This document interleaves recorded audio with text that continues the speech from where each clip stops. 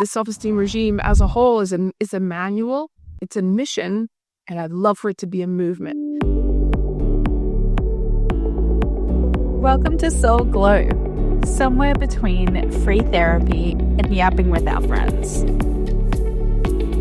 Clarissa Burt is a former supermodel turned award-winning actress, author, and public speaker.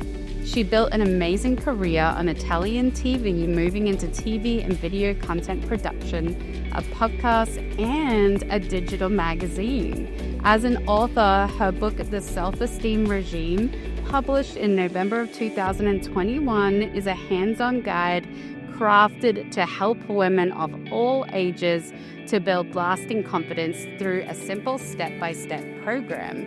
And if that weren't enough, finally in June 2022, Clarissa was honored with damehood by the Royal Order of Constantine the Great and St. Helen, joining an exclusive group of just 350 worldwide. Welcome to Soul Glow with Zoe, Clarissa. Thank you so much. You've worn so many hats. Your career is so impressive. Looking back, what early influences shaped that multifaceted woman that you are today? Well, thank you for the compliment. I think that's a really great question. I will tell you this. I cannot tell you how many times along the way I heard, just pick one thing and stick with it. Just pick one thing and stick to it. Like, you're all over the place. Just pick one thing and stick to it. And, I think that if I am multifaceted today, it's because I never listened to that I wouldn't even call it counsel, and I certainly wouldn't call it advice. But the naysayers that kind of said, you're all over the place, just pick one thing. Well, I didn't do that because there were a lot of things I wanted to fit into this lifetime, and so I did, and I'm still doing it. And, people say, well, what do you want to do next? Well, the next thing for me after the book, and, the book is still in Barnes & Noble after almost 5 years. The book is right there on the shelves in the Barnes & Noble stores next to Brene Brown, Clarissa Burt, Dr. Deepak Chopra, and Dr. Joe Dispenza, all on the same shelf. So yeah, I still pinch myself when I say it. First book, boom, and it was it's been a really great run. So after almost 5 years, the book is still on the shelves, I think is a testament to never wanting to give up, to keeping yourself focused. Yeah, you still do more than one thing. It doesn't have to be one thing for a lifetime. I absolutely love that, Clarissa. And just for our listeners that don't know your book's title, the book is The Self Esteem Regime.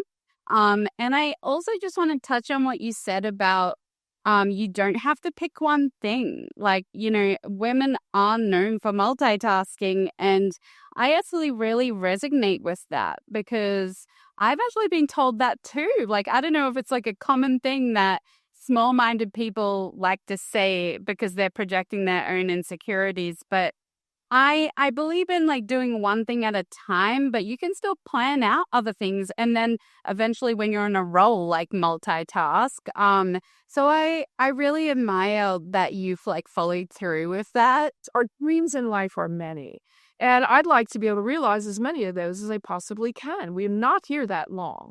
Even if we're here 100 years, it's still a flash it's like a light flash.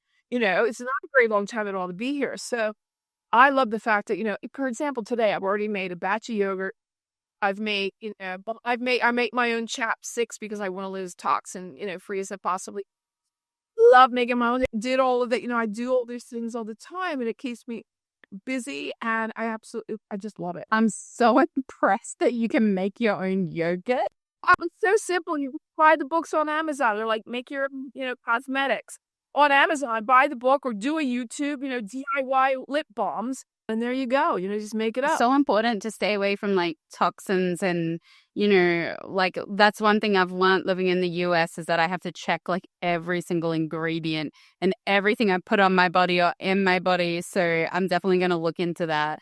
But I want to talk about your book. And I think it's amazing that you're in good company at Barnes & Noble. But also they are in good company, clearly, with your book. The self-esteem regime, it feels so timely and needed for women, especially in this political climate. Why did you want to bring this message to life? Well, first of all, the self-esteem regime is an organized way of doing things.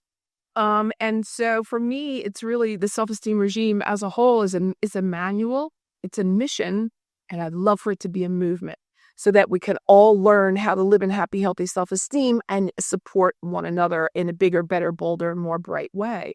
And that is really the impetus for the writing of the book. But I really like for people to be able to transform from where they are to where they want to be. And a lot of people get stuck in this simple process that a lot of people really complicate. And so that was another reason I wrote the book. One of the major reasons that I wrote is, oh my gosh, Clarissa, why would you write a book about self-esteem? Which is a lovely question, but self-esteem doesn't discriminate, number one.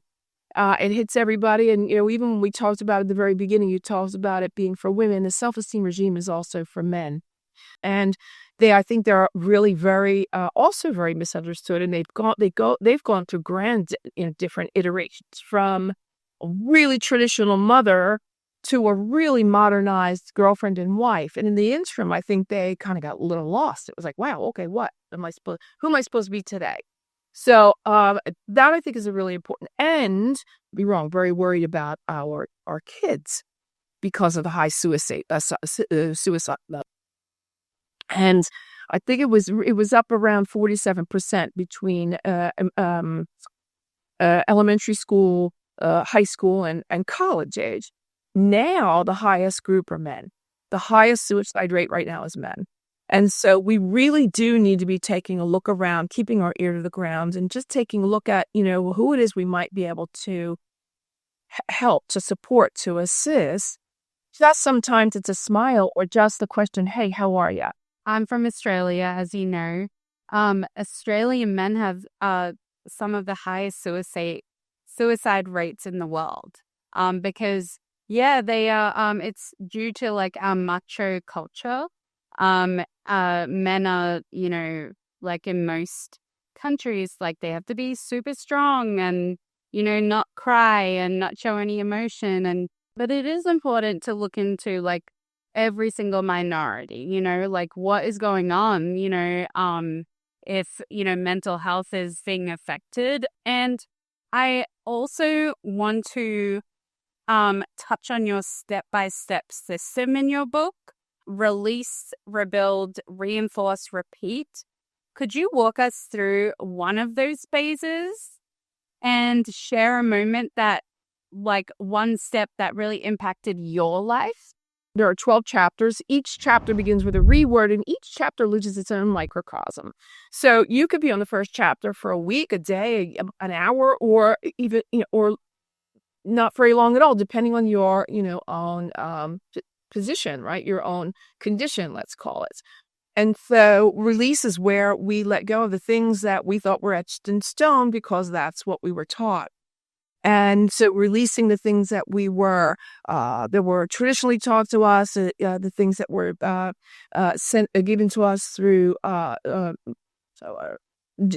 genetics, for example, our tribes, mom, dad, grandparents, and the like, the things that even our friends might have imparted on us, our educative systems, all the things we thought we needed to be because that's what we were told we needed to be.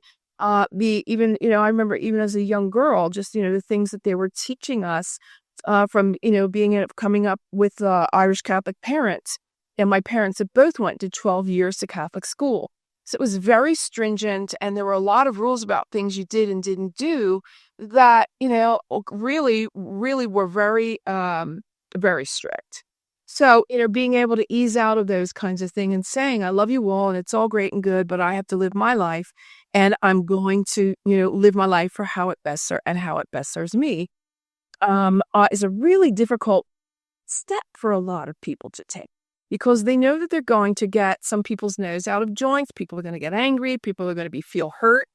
Why wasn't, what I taught you good enough? All the things that, that comes with. So that is a really, really big, important piece. I think one of the most important pieces of the book is that first step. Let go of what you think, you need to be in order to please others, right? So let go of all of that And then the next chapter is rebuild. And that's where you get with a clean canvas now to sort of, plan out your life. Who do you want to be? How do you want to be? What is the work you're going to do? And just be really mindful about, I like to say, I want to be a better person more than I am today. So as you're building yourself, you're doing it to be able to also bring your best self to the table and to all relationships, not only for yourself, but certainly for others. And so that's really an important step as well. The next chapter is responsibility. Where are you taking responsibility for your life, and where are you shirking it? Where are you blaming other people? Look, if you're still on the I'm blaming my parents game, God is not, we just cannot be there anymore. Can't do that. And we have to kind of let go of what it was that, we were taught by our parents. We have to let go of, we can't let their dysfunction become our dysfunction. So that's where the toxic stops. You'll hear me often say the toxic stops here. It stops with me. Now, I don't always get it right. I'm human and imperfect, but I do my darndest to make sure that I'm always, on the right path.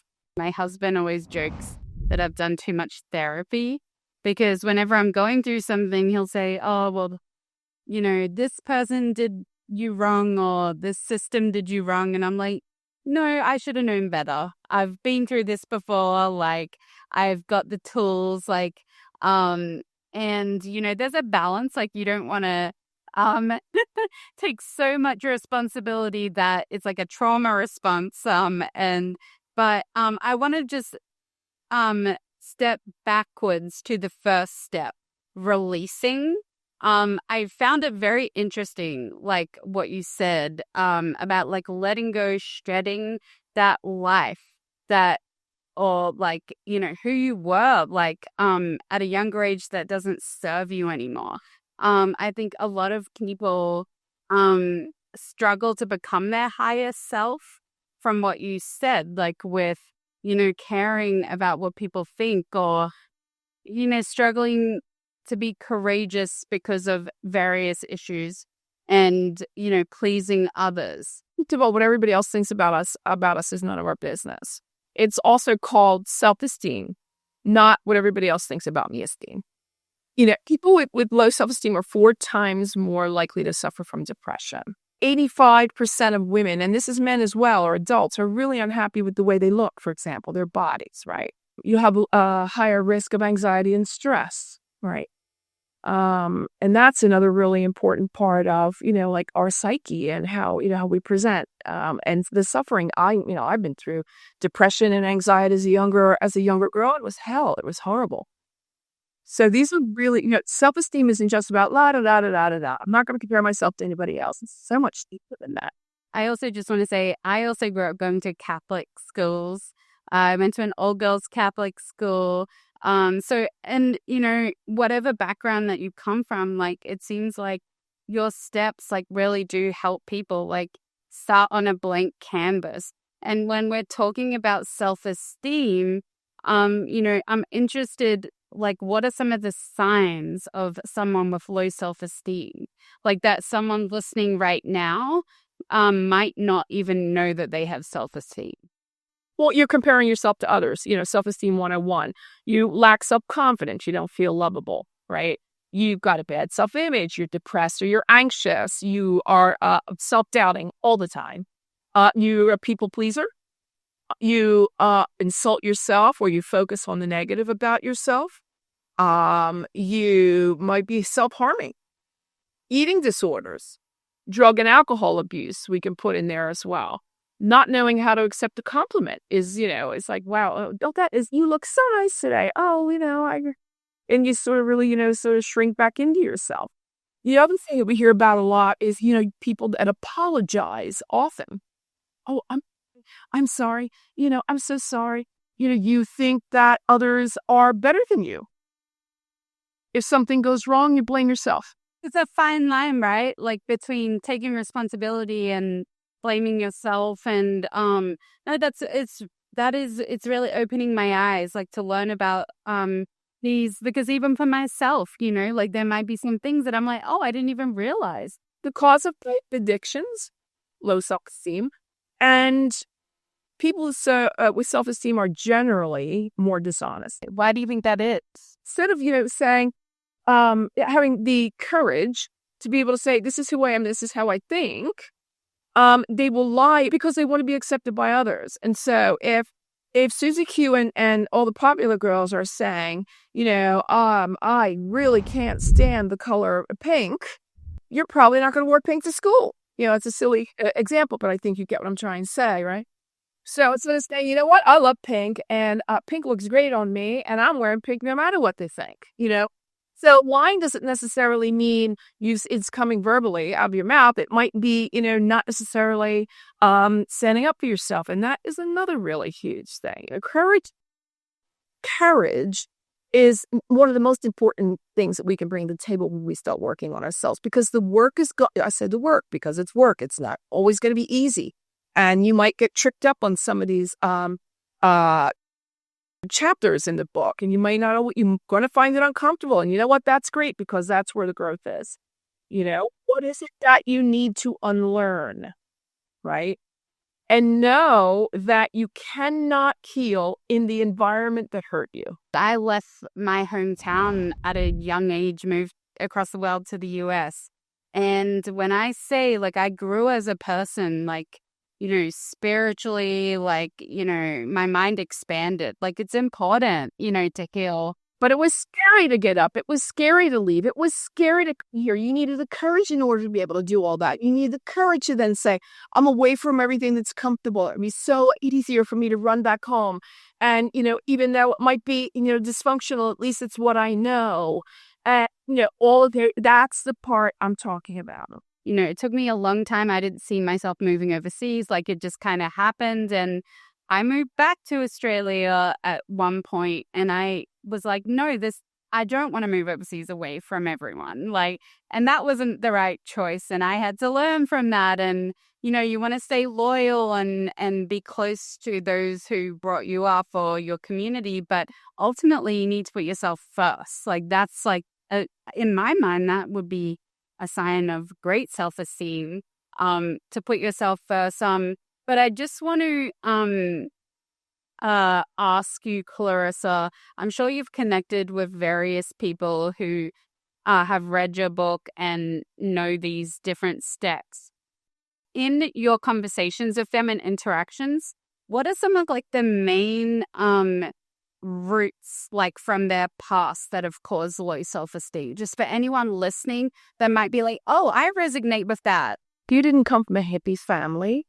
You came from a dysfunctional family. You didn't come from a healthy family. Make sure that a healthy family comes from you, right? And that's really an important piece. When you say the toxic stops here, I'm taking responsibility for my life. I am going to now, second chapter, rebuild my life the way I want it to be. So, and you spoke about generational trauma before. It's really interesting. If I were to ask you, you don't answer, but first thing that comes to mind, and this is for you and anyone listening. So if I asked you this question, how would you answer the following, right? My mother always made me feel, my father always told me that a lot of us have, these kinds of things, and not necessarily did they mean to do harm. They did more harm than they knew. So that is really another really important part. Then, we can go down the path of your birthright, because people, birthright, it's kind of like a word, and we don't really even pay much attention. What is it even? What does it mean? And just, recently I added this into the repertoire, if you will, when I speak, because you deserve to live in a peaceful home and live a peaceful existence. That is your birthright, right? So I know that I did not come from a peaceful home, and there are many people that don't. And so when we go down this path, just very quickly, without getting too deep into it, you deserve to be here. You deserve to love and be loved. You deserve to feel everything: your joy, your grief, your rage, your ecstasy, all the things that might have been squelched at home, right? You deserve to speak your truth, to evolve, to say yes or no, to be able to rest. I remember in my home, you weren't allowed to sleep. You needed to be up there, even on the weekends at 7 o'clock. You were up and you were working. And you were working around the house and you were working in the garden and you were there was a lot of that frenetic, toxic, constant. And sometimes it would have been just really cool to sit down like all the other kids did on a Saturday morning and watch the cartoons, right? So for me, the right to just be able to physically rest came many years later. So, and learn. And then the last one I'll leave you with is the right to be seen, heard, and celebrated. Because as children, we were told that we were to be seen and not heard. So again, the generational, let's call them passings on, they weren't all traumas, right? But some of the things that as I said in the first chapter, the things that we were taught that we thought were, written in stone, you're to be seen and not heard. Well, when was it that you decided that wasn't working out for you anymore? So there you go. The other thing I wanted to tell you is that, we talk about self-confidence. In Latin, confidence is confidere, or in Italian as well. And so fidere is trust, con is with, and self, obviously, we know. So it really means, self-confidence means trust in self. That is what confidence means. Self-confidence is. So when people say, I've got the self-confidence, it means that they've done the work, they know who they are, they feel their power, they understand that when they walk into the room, that they have something to say, they have something to see, they have something to pass on. They're there to learn, but they're also there to teach. And that is okay. There's a lot of people say, well, why me? But, well, if not you, who?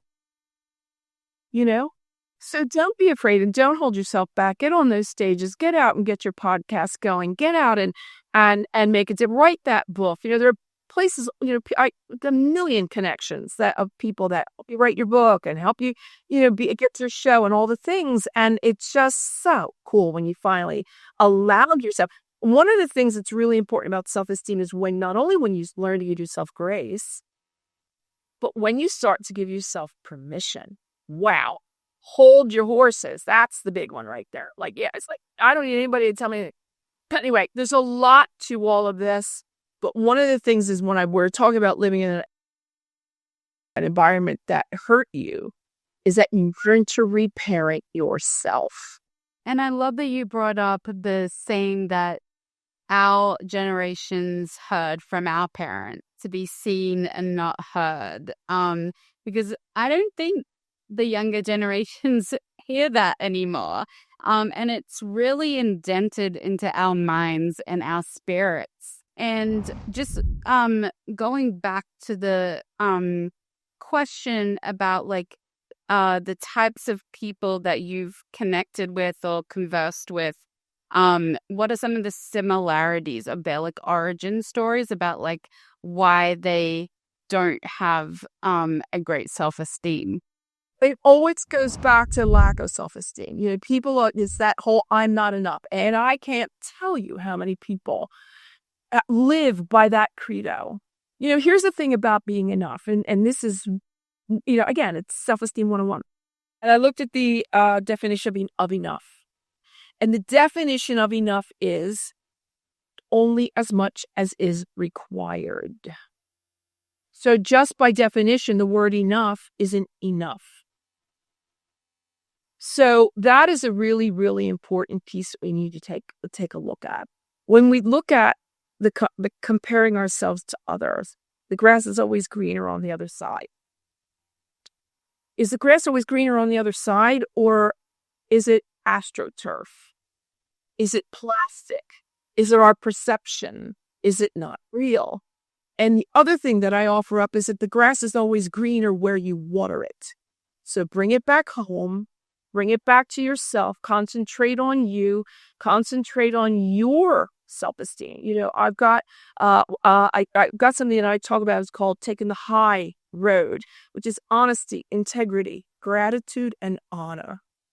And these are the 4 pillars that, they're 4 of the columns. I have other pillars. Let's call them the columns of self-esteem, right? Living in honesty. Can you imagine a world if we woke up tomorrow morning and everyone in the world was radically honest. Integrity, we all know what that means. Who are you when no one else is in the room? Who are you? Who are you really? Gratitude, we all know what that means. For me, it's like drop and give me 10. You can't tell me right now, 10 things that you're grateful for. You need to get back to the drawing board. And then honor is, it's honoring not only yourself, but others. That is a huge word. Honoring yourself and honoring others is huge. You've talked about how self-esteem isn't something we perfect, but something we practice. Constantly a work in progress. What are some of the ways that we can practice and nurture our self-esteem every day? I want to be a better person tomorrow than I am today is number one. That's the whole thing. And making sure that you do the work. Go at it with courage. Make sure that you're working in your own time, but don't give yourself too much. Like get on the horse and really want to ride the horse, right? Like really want to make those major differences in your life. So again, taking the high road, which is it's just hugely healing. Again, when you can say to everyone, yep, I was honest. I was really honest about that. I live in integrity. Yes, I do. I'm grateful. If you can do the grateful journal thing, that is extremely powerful. And then the other thing is being honored, like living in honor. And that is really, really huge. Before pillars of self-esteem, look good, feel good, be good, and greater good. So looking good, it's taking pride in the way you look, feel good, diet, exercise, nutrition, wellness. Take the time that you need for yourself when you need it. That has to go into the calendar. It's a non-negotiable. And I'm talking to you, women. I'm talking to you to figure out the way that you can get those, 2-3 hours in weekly on a weekend, whenever it is. Play dates with other moms, like trade off, but get that time in for yourselves. It's really, really important. Look good, feel good, be good. Make sure that you're keeping up on your finances, that you're keeping up on your relationships, leadership, your business, and all the things that make us better who we are on a daily basis in our dreams and striving to be who we really want to be as far as business women are concerned. If that's who we are. If not, people that are aging out and, I don't want to work anymore, they're finding some really great satisfaction in, volunteering, which is the next one, the greater good. Volunteering, paying it forward, tithing, all the things that, you may want to think about doing. People say, well, I don't have a lot of money. It doesn't take a lot of money. Sometimes it's a smile. Sometimes it's a compliment. Sometimes it's holding the door open for someone. It's those acts of kindness that make them feel better and you feel good about yourself. That's really helpful for those listening to have those examples. I want to talk about mirror work, which you discuss a lot. What's one funny or powerful moment that you've had using mirror therapy, and how do you recommend that people get started? It's really interesting because mirror therapy, first of all, it was in Louise Hay's works. And then Jack Canfield used it in some of his work. Jack Canfield, the other half of the Chinese Soup for the Soul. And certainly Jack Canfield is, the powerhouse in his own right. But they both used it in their work. And I thought, well, it was good enough for them. It was good enough for me. And I'd grown up as, in my lifetime, whether let's say looking at the mirror a lot because of the work that I did, whether modeling or acting or working on television in front of the camera. So it was just I think it's the most impactful exercise in the book. And that is where you get into is to have your time in front of the mirror, just yourself, where you're kind of your own rah-rah session. Because if you're waiting for everyone else to compliment you and tell you how fabulous you are, it probably isn't going to happen. And this is your chance to get into the mirror and start to, I know it looks weird, it feels weird, it sounds weird, it is weird, it's really uncomfortable, but plow through because it's a really cool exercise. Where you can get into the mirror and say, hey, Clarissa, good morning. You're looking pretty good today. I'm really proud of you. I'm really proud of you for that interview you did with Zoe the other day. My gosh, that was really amazing. I really think that you gave some good nuggets to her audience, and want to let you know that I forgive you about that time that you probably stayed in that relationship longer than you should have. And I forgive you, So you have these conversations with yourself, right? It's kind of like your little rah-rah session. And it doesn't, I like to say, do it for, 5 minutes for 21 days, and then get back to me and tell me how your life is. Changed radically. But you may start out with 30 seconds a minute. And again, it's going to be kind of this weirdy kind of thing. But I'm telling you, start to look at yourself and talk to yourself in the mirror. Something magical happens. And so that is the year therapy. So what was one of the things that happened? I was working with an intern.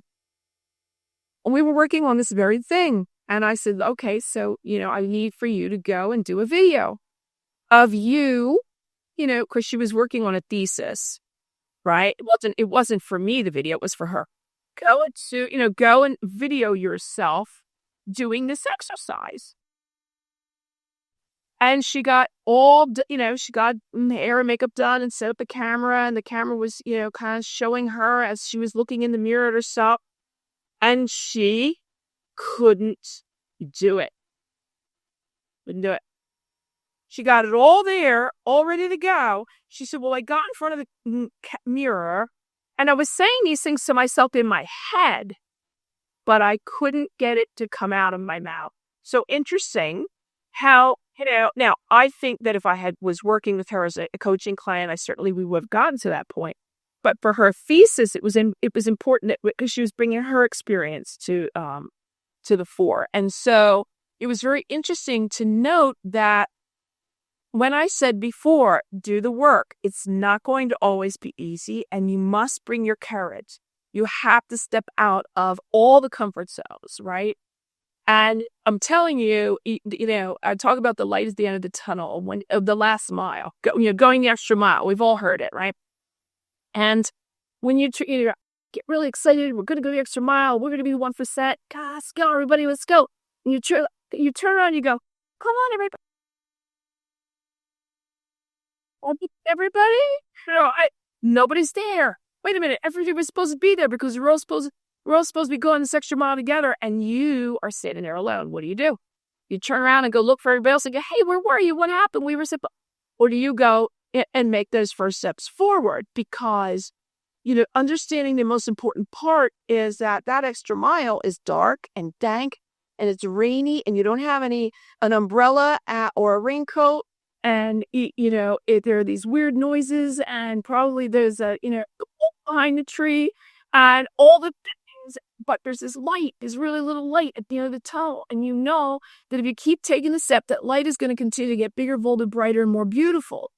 And so when you finally get there, I'm telling you, if you do the work, your life is going to change in the most splendid ways. I really related to the intern not being able to say a compliment out loud to themselves. I'm very good at giving people compliments. I'm working on accepting compliments from people. But it takes a lot for me to say, like, actually did a good job. Like, I almost like score myself like 4 out of 5 I could do better, but never like 5 out of 5. Like, like it's like, why not? So I find the mirror exercise so interesting. I'm definitely going to try it. And there must be some psychology behind it as well, in terms of like building a habit and speaking such powerful words into existence.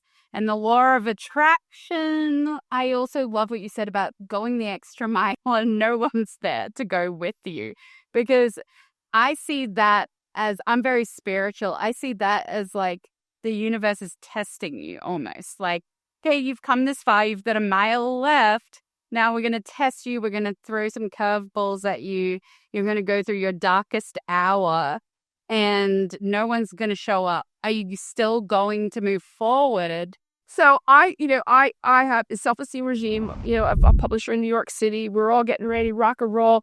21st of November, 2021. My book was dropping. I was so excited. The book no longer soon to drop. And on the 22nd, I came down with COVID. I was sicker than a dog. I was in bed with high fever for 2 weeks, and I missed all of that major promotional push. Now, at this point, we're like into Thanksgiving and Christmas, and nobody's paying attention to that. I lost the window of the promotion of my book until probably February. In that period of time, because the universe looked at me and went, "Oh, you wrote a book about self-esteem, did you? Well, that's cute." I lost my brother to cancer. I lost another a family member at his funeral. I lost my entire Google Drive. My mother was in a major car accident. I had to end a love story in that first year. And I'm telling you, when the universe wants to put you up against it, girlfriend, that's when I did what I had to do. I suffered it out. I, shed some tears. I did all the things, but I kept going that extra mile. Right? So now the book is still in Barnes & Noble. It's come out in Italy. It's, I'm still here talking to you. I'm adding to the concept of the book every day. In other words, for example, I could talk to you now about, Dr. Stephen Hawking. You remember Dr. Stephen Hawking. He came out with something called the energetic vibrational scale. If you take a look at the vibrational scale, which you should definitely have everybody, all your listeners, and you should Google what is that energetic vibrational scale. And it's how we as human beings vibrate energetically. Right? So on a lower energetic scale, we're probably living in shame, guilt, grief and fear, anger, pride, and courage. Starts about halfway up. Then as you continue to go up, it goes into like willingness, acceptance, reason, love, joy, peace, and then enlightenment. So where are we on any given day? As I say, life ebbs and flows and it triggers you, right? And so where are you on any given day? When I talk about the triggering part is when here comes the storm. And are we well rooted? Are we well rooted in the work that we have done? So when hurricane comes through, we might lose a leaf or two. We could even lose a branch. But we're not going to be uprooted with storm and transported away because we have the tools in the shed on any given day because we have done the personal development and the self-improvement work. It falls under the umbrella of making sure that whatever you're doing is in alignment with like your intentions and your values. Because if you have an unstable foundation, then the universe is going to shake that up. You say the thing right before I'm about to say it. The next important thing is your value system. Where are you on most people, I say, give me what are your top 5 values? And people go, wait a minute, well, don't you have a value system? Most people don't. Because your value system is really the blueprint. It's the blueprint that you set up. Let's say it's part of chapter 2. Set up a value system, because those are your principles and the standards of behavior. That is where you must be on all things, right? So write them down. What could they possibly be for you? Like, where are what's it value to you? Love? Is it faith? Is it learning? Is it honesty? As I've told you, mine are honesty, integrity, gratitude, and honor. Is it kindness? Is it justice? Is it religion? Is it your reputation? Is it beauty, boldness, compassion? Like, get your value system locked and loaded. And this will help guide you going through the work. Draw that line in the sand and do not take one step past it. And you talk about that. Boundaries. People wonder why, like, oh, why did I lose this job or this relationship didn't work out? Well, maybe one of your values is honesty. And maybe that job wasn't the most honest job, or the person that you were with wasn't being honest to you. So I love that. It's like a little clue to like the path that you create as you live life. The other thing about relationships is your partner willing to grow at the same pace you are growing? And so this is why, when we talk about love, you've heard love comes in for a reason, a season, or a lifetime. And so I have had many fabulous loves that I understand came in for a reason. There was a message there, a season, because I needed to learn a little bit more about being in relationship. Or is it there for a lifetime? That has not happened for me yet. Are we partnering with someone? And this should be one of our non-negotiables that is wanting to do the same kind of work, maybe not with us, or maybe with a different book or a course, a class, or something else. They constantly are working on themselves as well. My mom always gives me that advice, like, because she's been through marriage breakups and things like that, like of everyone has different values. Make sure that if you don't have the same values, you at least respect theirs. The values usually means it's something positive, right? But again, there's a lot of conversation needs to take place before people must come correct to relationships. You must become complete, meaning, we've had the conversations. We are on the same page. We do have the same values, because a lot of people just fall in love and think that that's going to be enough to sustain them for a lifetime. And it just. When you look back at your story in your life and everything you've accomplished, what are you the most grateful for? I absolutely honor the family that I was born into, and I love them dearly. But that I knew that I wanted more, that, that wasn't all there was, that I wanted to break out a little bit. I wanted to find myself. And then through the new finding of myself, I was able to reintegrate myself in a different way. Because in the beginning, as I was finding my way and coming out of their influence, I needed to remold what I learned to, into who I really wanted to be. And so, when you come from a dysfunctional family and you come from a violent background, especially, you leave the house thinking that yelling and screaming is the only, that's like everybody does that. And wait a minute.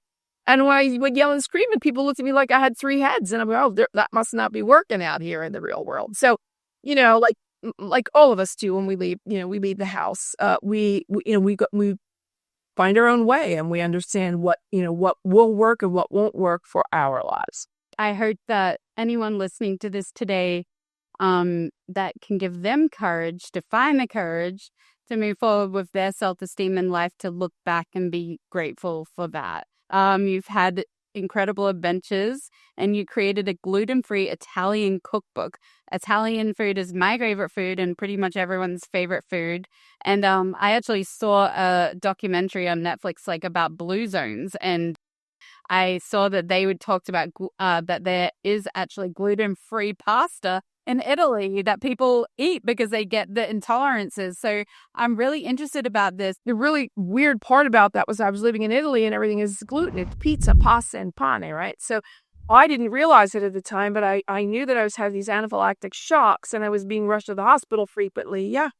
And I would turn into like Shrek. And so, that was a really scary time, because every time I ate something, I was shoo, there she goes again. So I did not leave the house without the EpiPen. I had it with me at all times. So that was really scary. It wasn't until I got home and then I went to doctors, and nobody knew what the heck was wrong with me. And the last time I was in Santa Monica in California, I was in an emergency room. And I remember you turned to the person that I was with at the time, and I said, this is happening so much. He went back and did a search on the internet and came back and said, it's gluten. You can't have gluten. And so there you go. And that's why I came back and I wrote the book. And I felt that, it was really important to do it for the Italian because, I was hoping, and that was also translated into Italian and sold there. Because it was, it's a real issue. It's a real problem for a lot of people, and especially because of the way that they strip the grain, and then they, cleanse the grain, and they use bleach to clean the grain, all the, horrible things that, that it goes through, that the flour goes through. So, it's about finding the alternative, the rice flours, the almond flours, the chickpea flours, all the other ones. I personally don't eat a lot of flour because I find them for me to be empty calories anyway. So I'm very, I don't go much with all of that, but yeah. So that's the reason why I wrote the book. And for our listeners, if you'd like to check out Clarissa's book, it is The Self Esteem Regime, and it is in Barnes & Noble, and we will provide that information in any bios or on our YouTube channel as well. So thank you again, Clarissa. Thank you so much, Sal. Thanks so much for hanging out with me. Are you ready? It's time to upgrade to our Soul Glow era.